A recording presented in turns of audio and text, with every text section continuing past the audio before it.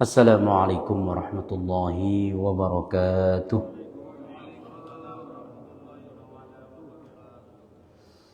Alhamdulillahi rabbil alamin. Wabihi nasta'inu ala umurid dunya waddin.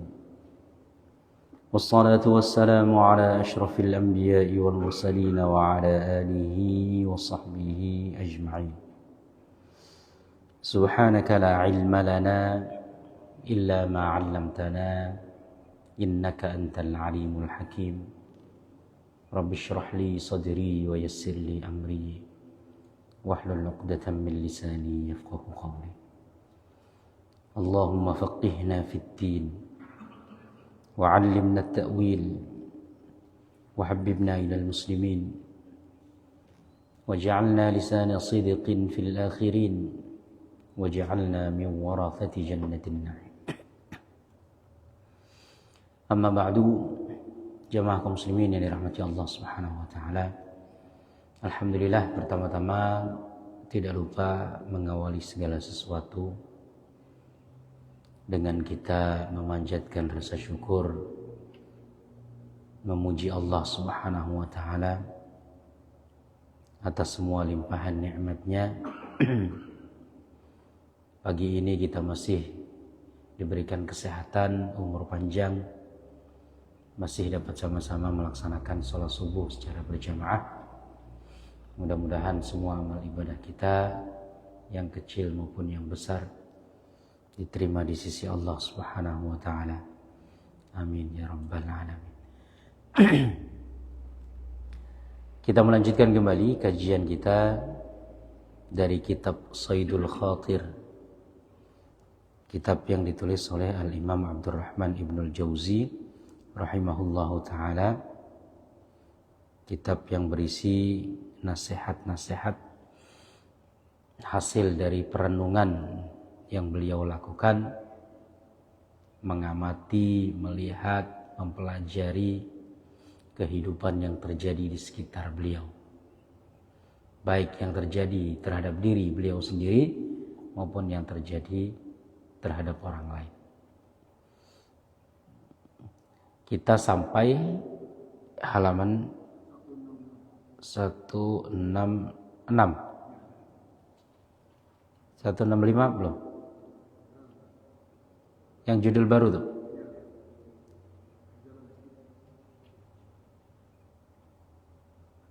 Oke ya.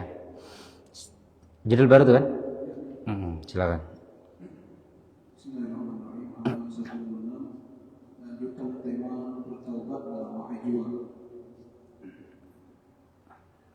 Demi Allah, alangkah tidak sopannya seseorang yang meminta kepada Allah, namun pada saat yang sama ia lupa akan dosa-dosa yang diperbuatnya. Andai kata Anda sibuk dan giat mengingat-ingat masa lalu, serta berusaha sedapat mungkin memperbaikinya, pastilah segala harapan Anda akan tercapai dan dikabulkan olehnya. Al-Bukhari meriwayatkan, barang siapa yang sibuk mengingat dan meminta kepadaku, pasti aku kabulkan dan berikan kepadanya sesuatu yang lebih baik dari apa yang diminta oleh para peminta. Ya. Pembahasan kita sebelumnya tentang bagaimana penulis Ibnul Jauzi seakan-akan berdialog dengan dirinya, gitu ya. Beliau mengatakan kepada dirinya, ya nafsassu awamithlaki tantiqu wa in nataqa fayanbaghi an yakuna su'alu al-afwa fahasbu. Jadi dia melihat dirinya itu banyak minta, tapi lupa dengan dosa-dosa. Kita semua mungkin merasakan begitu. Minta kepada Allah itu luar biasa, pengennya, desaknya luar biasa, tapi tidak tahu diri. Kita ini bagaimana begitu banyak dalam tanda petik lah menyakiti Allah, melanggar perintah Allah, atau enggan sekali kadang-kadang menjalani perintah-perintah Allah. Tapi kalau mintanya pengen segera, ya kan? Jadi kalau panggilan untuk beribadah kita menunda-nunda, tapi keinginan dipenuhi hajatnya ingin segera, kan begitu.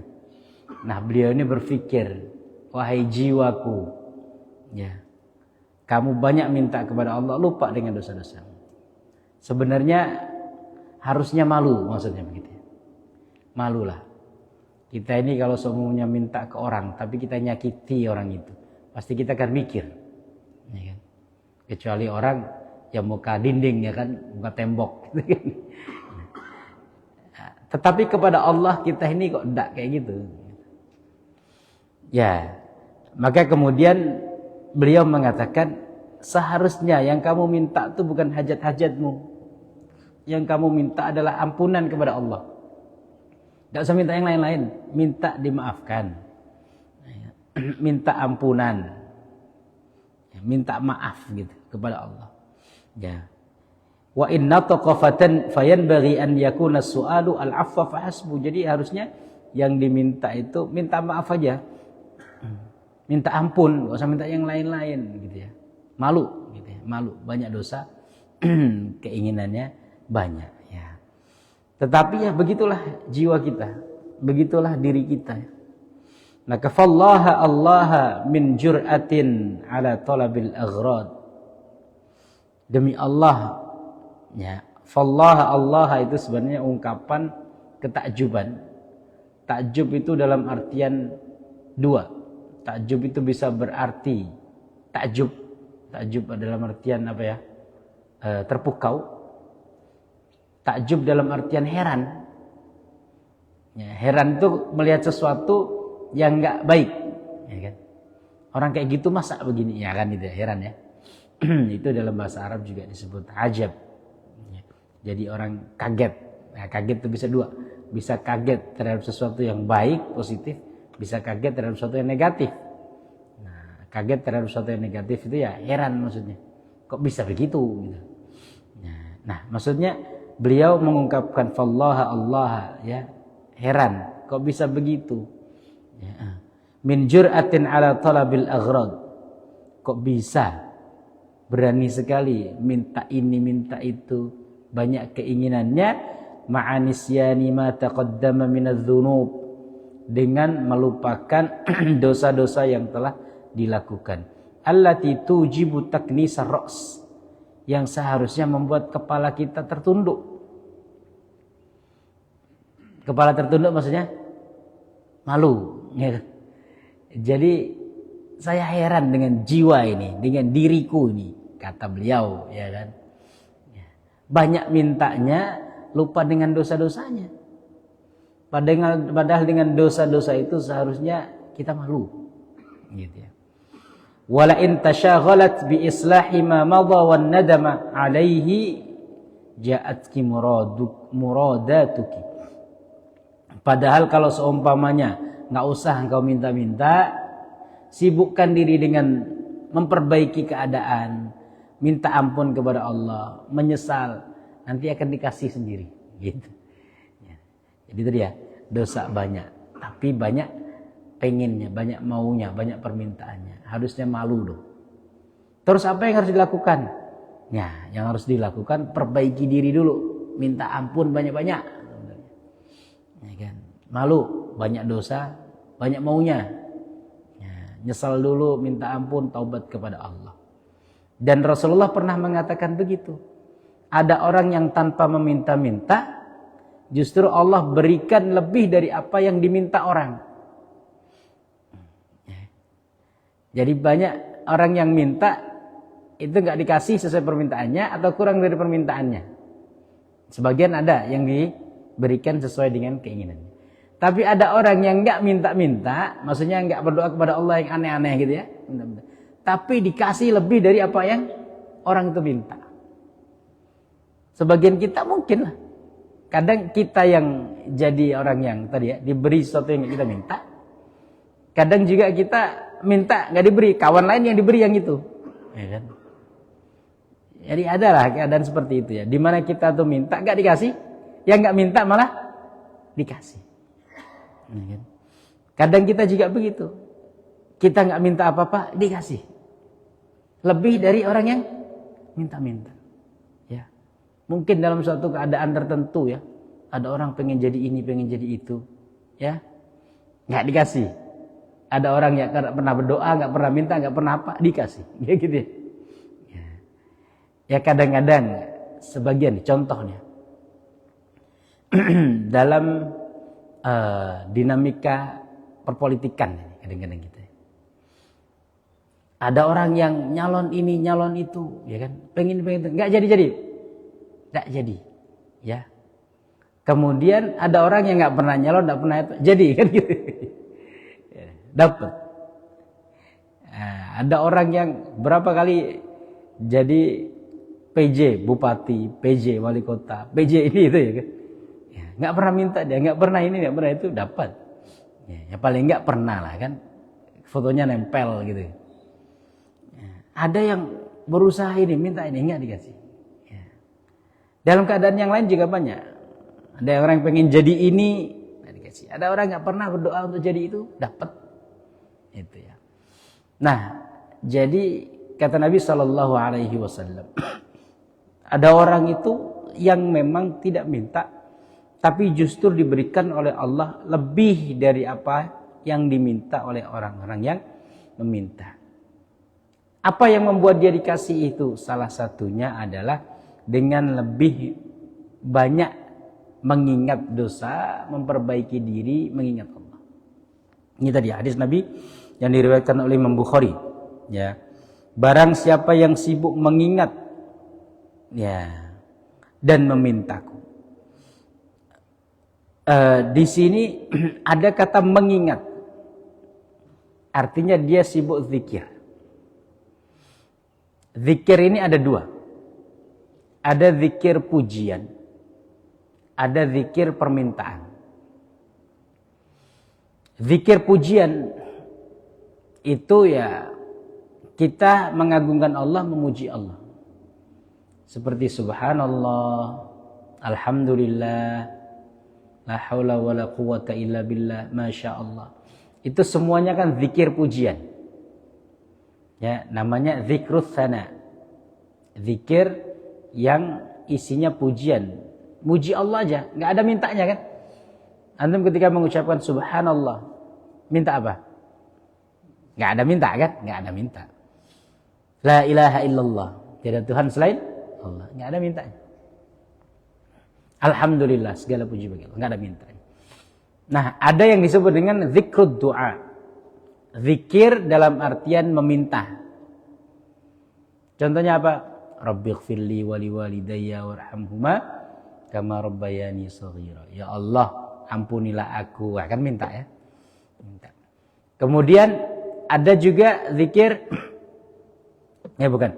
Contoh yang lain, Rabbana hablana min ladunka rahmah, ya, wa hayyi' lana min amrina rasyada. Ya Allah, berikanlah kami ya, karunia di sisimu. Ya. Karunia dalam artian rizki, karunia dalam artian kebaikan. Rabbi habli minas salihin. Ya, doa Nabi Ibrahim, ya Allah berikanlah kami keturunan yang soleh. Ya. Nabi Zakaria juga berdoa. Ya,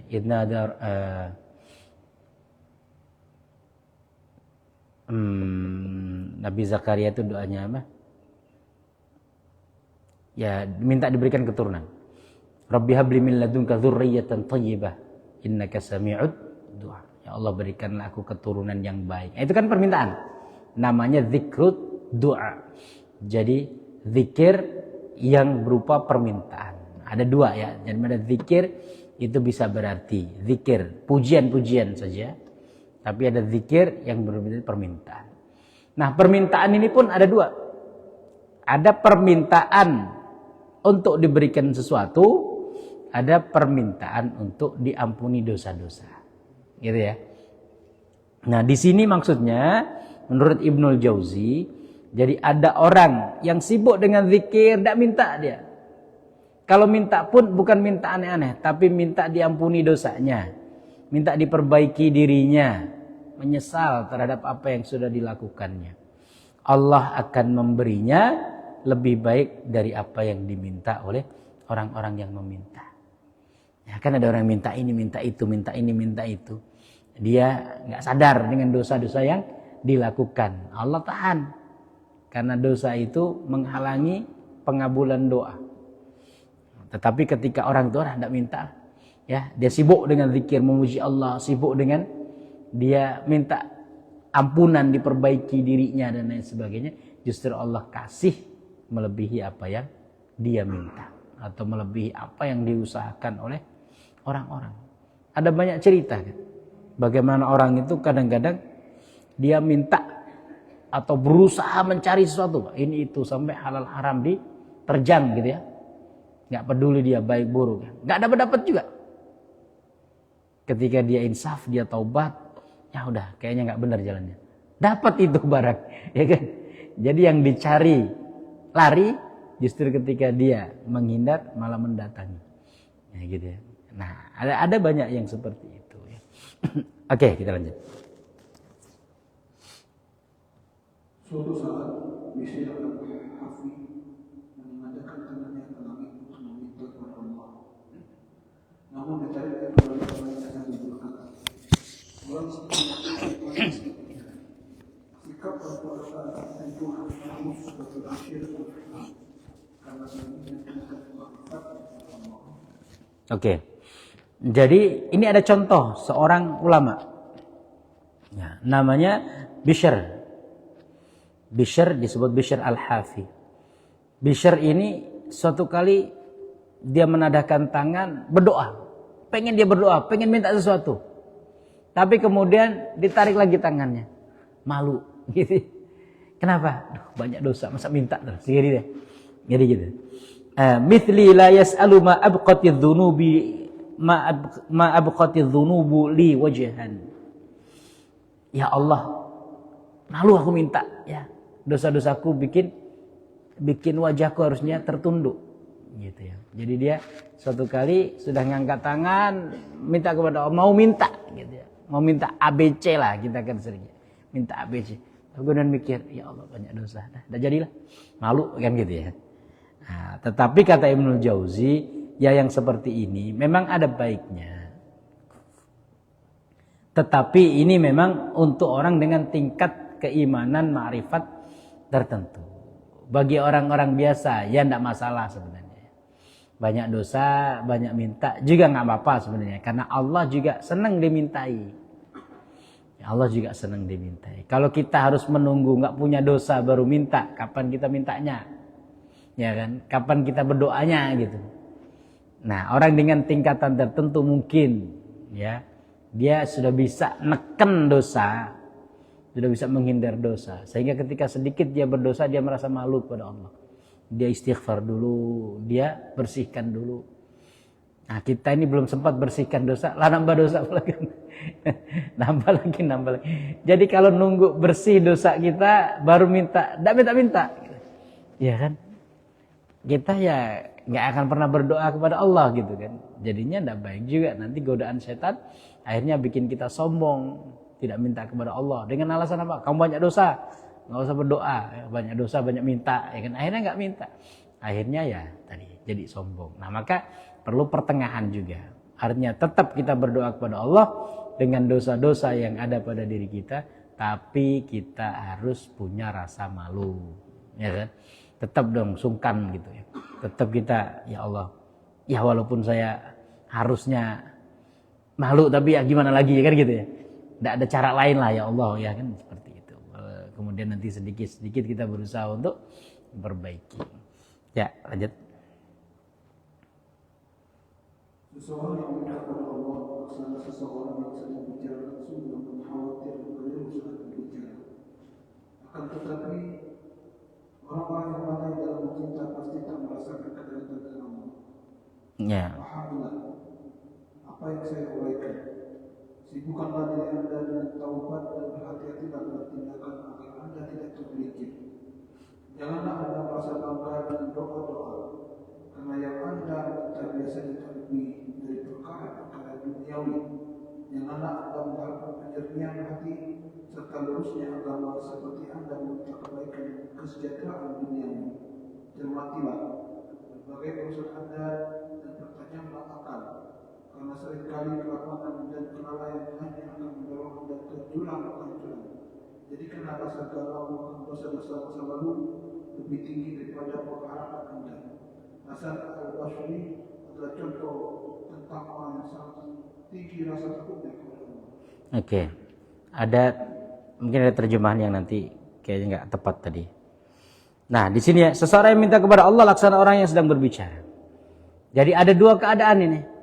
Keadaan pertama, ya, kita malu meminta kepada Allah karena dosa-dosa yang kita miliki, ya kan gitu ya.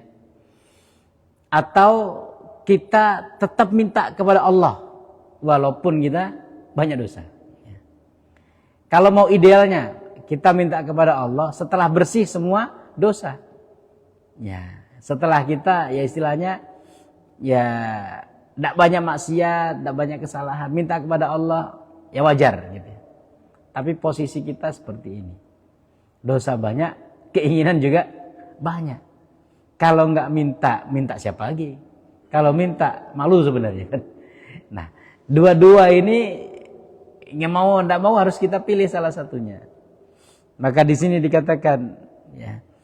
Kana waqta su'ali kal mukhatibi kifahan fastahya lizalal fa amma ahlul ghaflati fasu'aluhum ala bu'din.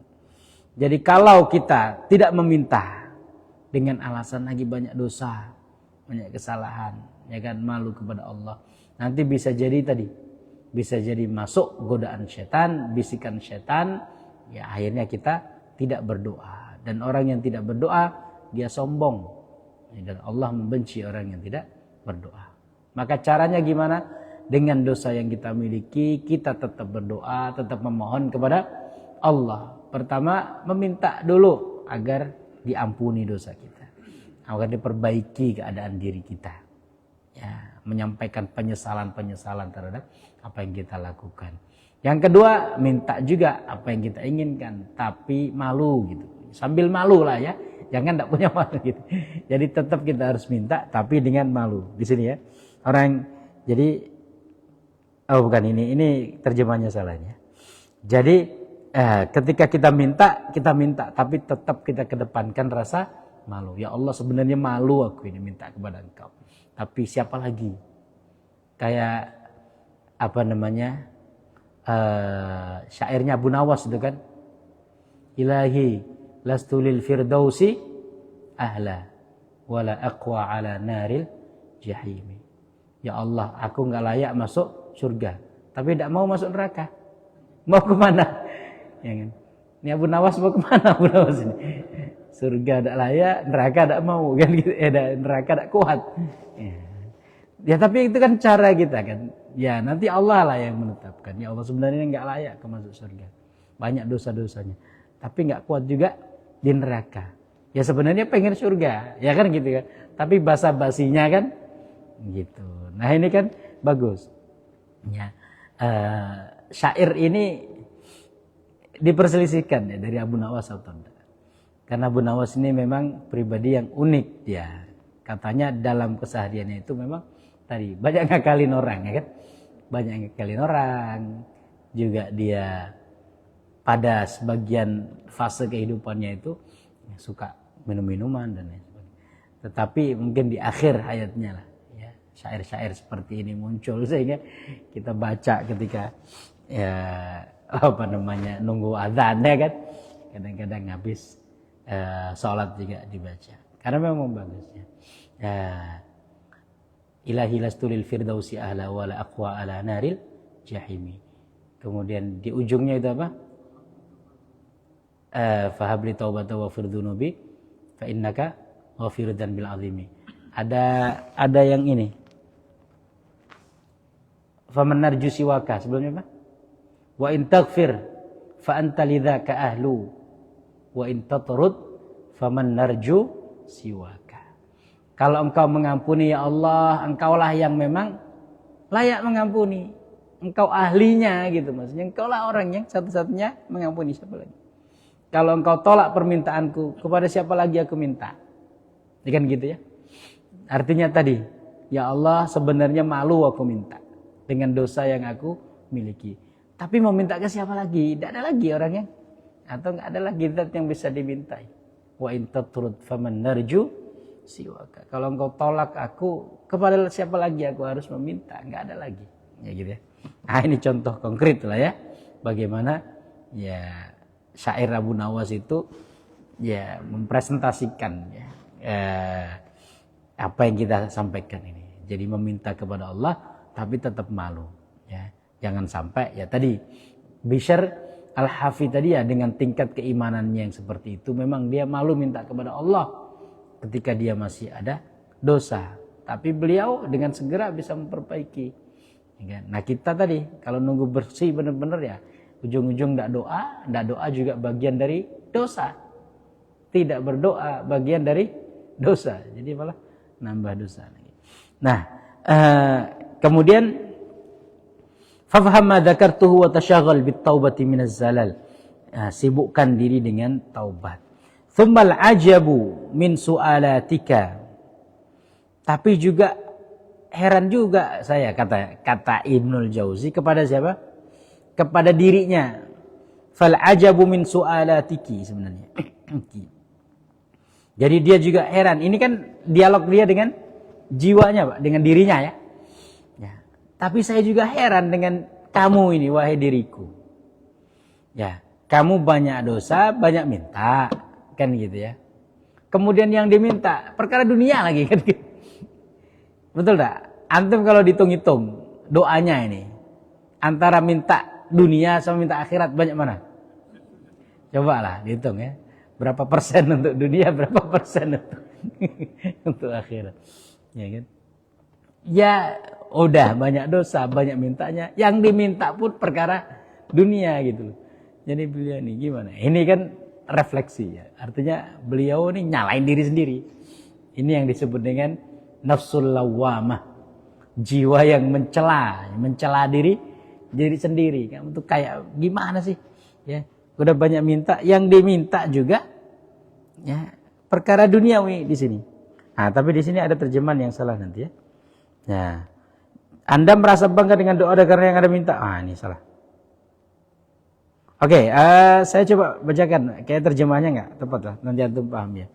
Tsummal ajabu min su'alatiki. Kemudian saya juga heran dengan permintaan-permintaanmu, wahai diriku ya.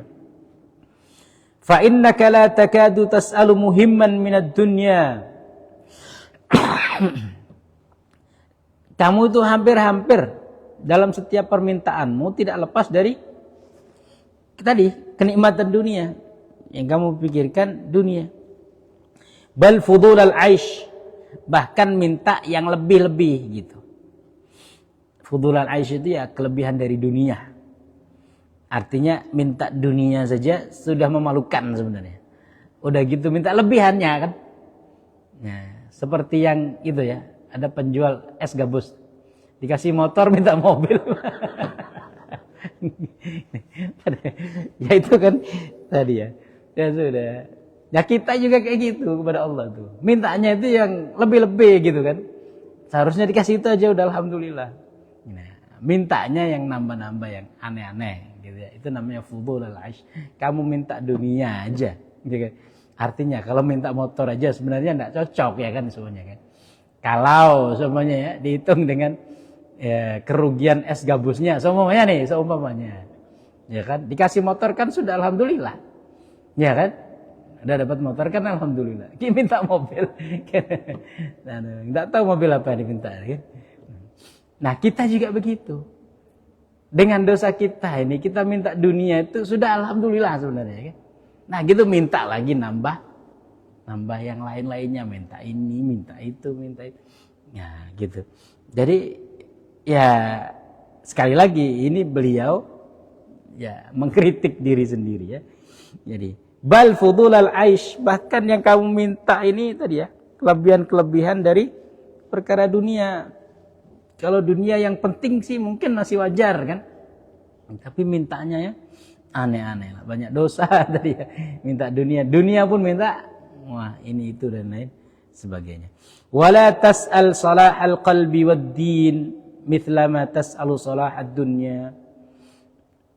Janganlah Anda mengharap kejernihan hati serta lurusnya agama seperti Anda. Nah, ini salah nih. Salah ya? Saya betulkan terjemahannya. Jadi kamu seringkali yang kamu minta tuh masalah dunia, gitu ya istilahnya ya. Kemudian bukan hanya masalah dunia biasa, artinya yang primer. Kadang-kadang kita minta yang sekunder, yang tersier, ya kan? Yang kelebihan-kelebihan yang lain. Itu yang kedua. Dan yang kamu minta bukan untuk bagaimana supaya hati bersih, supaya agama ini tetap kuat, ya kan? Jadi permintaanmu untuk dunia tidak sebanding dengan permintaanmu untuk akhirat. Maksudnya begitu. Ini kayak terjemahannya, janganlah Anda mengharap, harusnya bukan jangan. Ini kan ya, janganlah Anda mengharapkan kejernihan hati serta lurusnya agama seperti Anda meminta kebaikan hati. Jangan, bukan. Harusnya Anda meminta kebaikan dunia, harusnya Anda meminta kebaikan akhirat seperti Anda meminta kebaikan dunia atau bahkan lebih. Nah, istilahnya ini ya. Kita kalau meminta tadi kebaikan dunia itu kan ngoyo. Apa ngoyo nih? Kalau orang Jawa itu ngoyo apa? Ini apa Pak Hasan? Effort. Ini bahasa Bangka effort. Disuruh bahasa Bangka pakai effort gitu. Ah, hebat nih. Effort apa effort ini? Ya. Menggebu-gebu. Nah, menggebu-gebu. Apa? Pak Indra apa? Bahasa Bangkanya apa? Hah? Menggebu-gebu, ini mintanya itu beneran gitu ya kan? Kalau kita minta apa namanya? Ya kalau ngeyel gitu kan, mintanya itu. Mintanya itu wah beneran. Kalau kita dunia kan minta beneran gitu. Kalau akhirat kan biasa aja lagi gitu. Ya, jadi kan gitu ya. Maka seringkali kita ini ketika kena musibah dunia itu kita kemudian ya baru merasa gitu loh. Ya, akhirnya kembali kepada Allah, akhirnya minta kepada Allah akhirnya kan. Padahal ketika kena musibah akhirat kita biasa-biasa saja. Ketika kita terbiasa seumpamanya nih jamaah ya 5 kali sehari dalam sholat kita. Kemudian ada sehari yang enggak. Itu kan kita sebenarnya kena musibah agama. Ya kan? Biasa jamaah, biasa ke pengajian, biasa. Kemudian ada 1-2 hari atau mungkin kita enggak melakukan itu. Itu kan sebenarnya udah kena musibah dalam agama kita, berkurang. Kayak orang berdagang, tiap hari dia semuanya, keuntungannya 10 juta. Hari itu cuma dapat 5 juta. Pasti kan ngerasa, aduh rugi apa ini yang, ya kan? Ya kan pasti dia akan berusaha untuk nyari mana kesalahannya, mana ininya. Apa yang, ya gitu kan. Tapi ketika akhirat kita kan santai-santai aja gitu kan. Nah, itu contohnya. Nah, permintaan kita untuk perkara dunia juga menggebunya seperti itu. Allah ini tuh, ya Allah ini itu dan lain sebagainya. Tapi permintaan untuk akhirat tidak semenggebu itu. Dan begitu ya. Nah, di sini bukan jangan, tapi maksudnya tadi ya. Seringkali kamu meminta dunia. Yang diminta pun bukan yang primer. Kadang-kadang yang sekunder, kadang-kadang yang kelebihan-kelebihan dunia. Padahal seharusnya yang lebih banyak diminta adalah perkara akhirat. Dengan banyak dosa yang kita lakukan. Ya.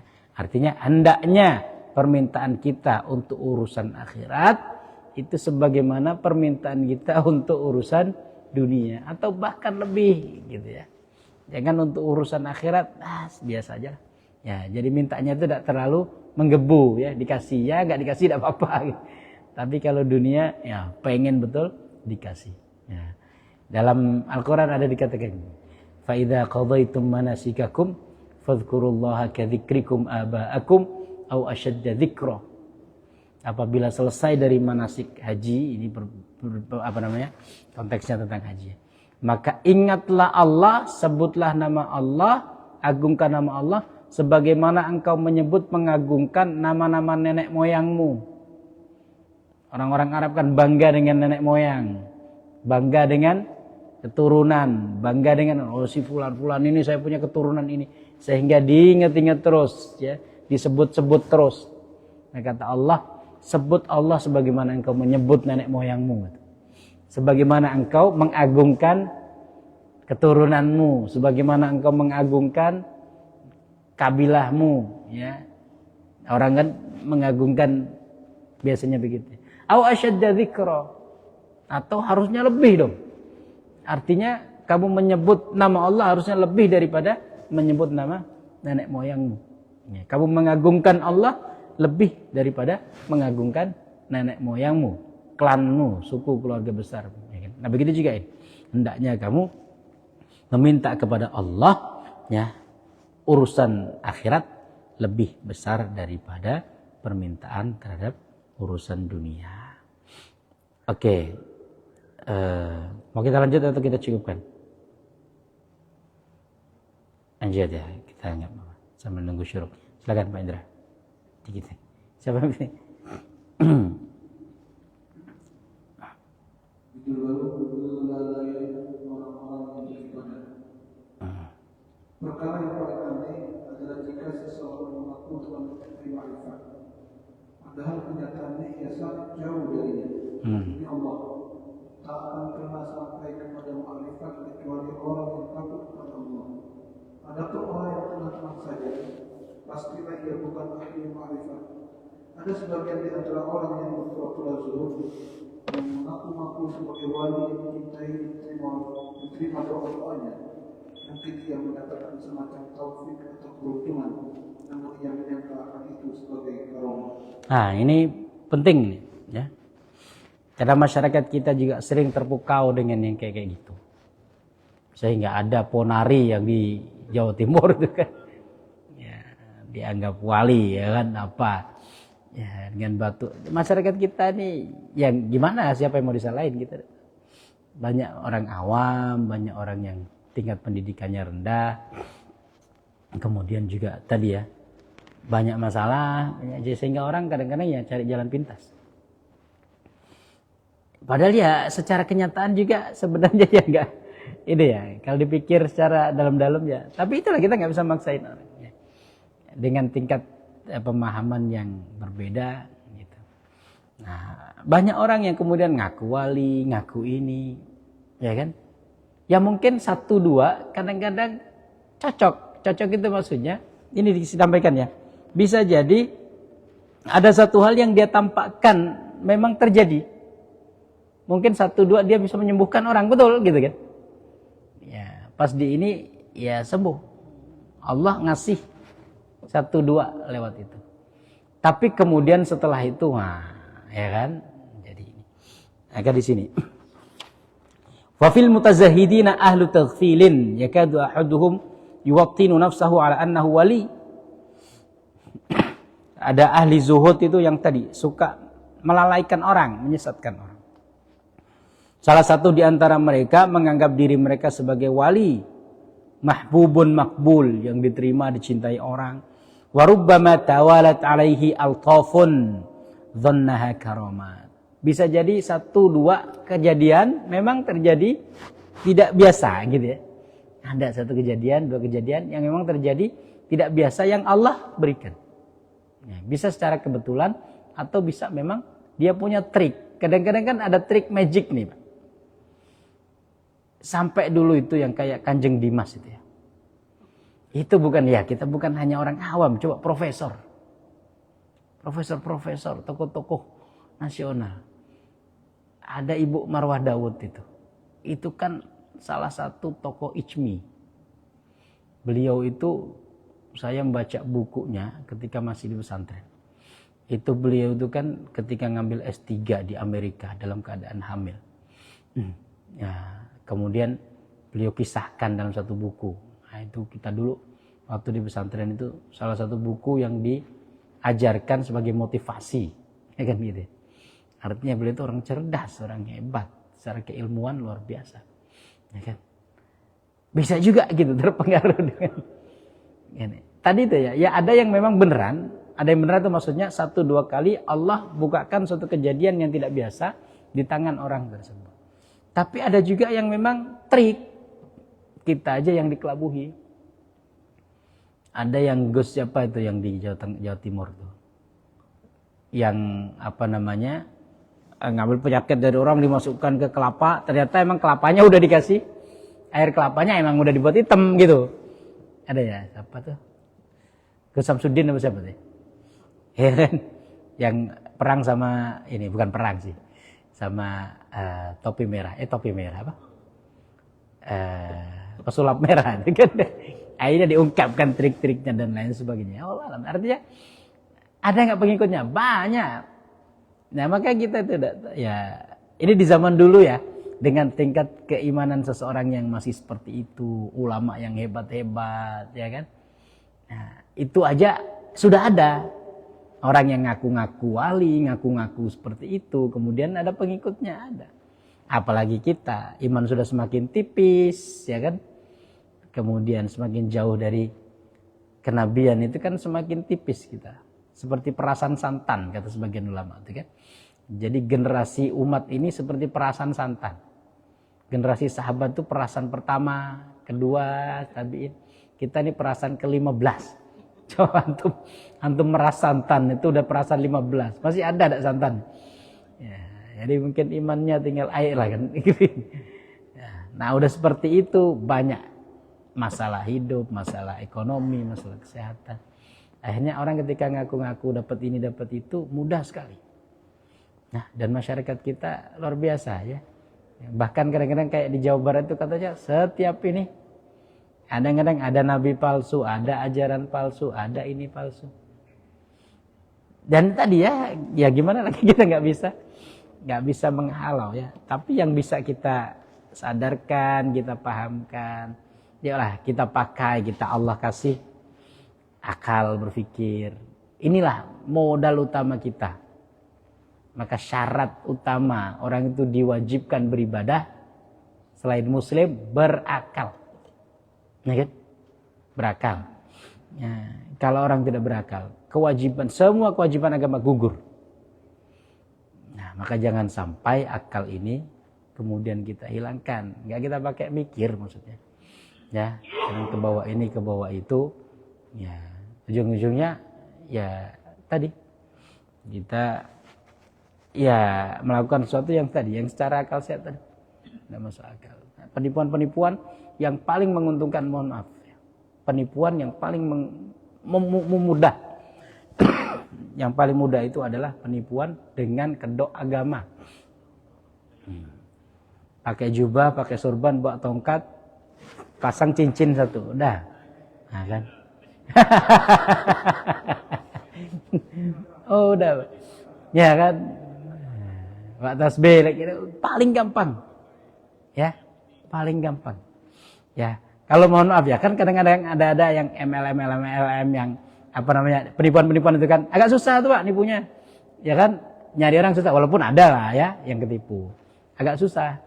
Ya, tapi kalau nipu dengan tadi ya, dengan pakai surban, pakai muak gampang gitu. Ya.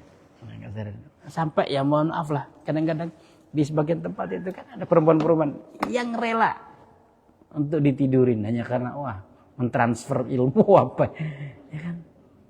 Ada bahkan sebagian orang tuanya membolehkan untuk itu, mengiyakan ini kan seperti itu ya. Ya itu kan berkedok agama, berkedok ini yang paling mudah. Jadi penipuan paling gampang berkedok agama. Dan tadi ya mencari keuntungan ekonomi juga gampang juga dengan kedok agama. Karena masyarakat kita masyarakat yang agamis. Orang Indonesia terkenal masyarakat paling dermawan. Ya, keagamaannya ya tadi naluri keagamaannya tinggi. Nah, kalau dibelokkan jadinya salah. Dan dermawan betul, sehingga kalau orang mencari keuntungan ekonomi ya pakai label-label agama sangat gampang. Walaupun nggak semuanya salah ya, tetap ya. Ada juga yang benar, ya banyak juga yang benar. Artinya bukan berarti ya pakai surban, pakai ini salah semuanya, enggak. Banyak yang benar. Tapi kan bisa kita mikir, kalau enggak kita mikir kan, kita lihat gitu ya orangnya ini bagus agamanya, ilmunya juga berbobot, ya kehidupan sehari-harinya juga bisa dipertanggungjawabkan. Jangan sampai ada orang nggak pernah menempuh pendidikan agama, nggak pernah ini itu dan lain sebagainya. Tiba-tiba ada di salah satu kampung, ya kan? Nggak pernah track recordnya itu. Pernah ada yang sampai ngaku-ngaku dia, mohon maaf nih ya, ngaku-ngaku lulusan Gontor, gitu ya. Dia di satu ini, dia ditokohkan di kampung tertentu lah.